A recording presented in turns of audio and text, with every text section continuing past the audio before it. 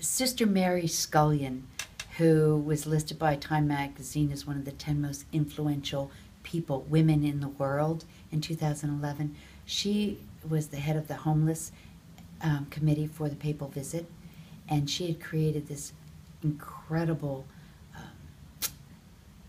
exhibit of it was called our Grotto of Our Lady of the Knots, where people would come and they'd put their prayers and their worries on a piece of white cloth and tie them to this exhibit. And she housed us in her homeless shelter, and we had 2 homeless people, formerly homeless people, as members of our digital street team. So we got to be very good friends. And Sister was at the grotto in hopes that the Pope would come by and bless it, because Our Lady of the Knots is the Pope's favorite depiction of the Blessed Virgin Mary. So we were crossing our fingers. And about an hour before the Pope made his unscheduled stop, I got a text message that said, "Kathleen, the Pope's coming, get here quick."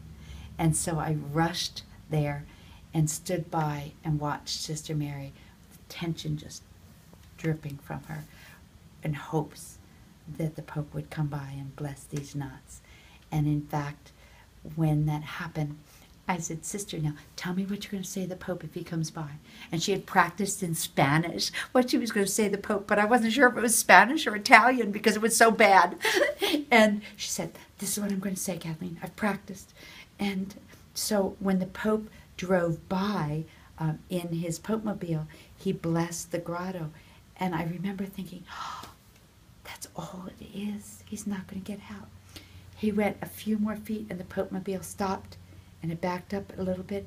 He got out and he walked over to the grotto, and I saw him come up to Sister Mary, and she just hugged him and said in her broken Spanish, "Please pray for me." And he said, "Please pray for me."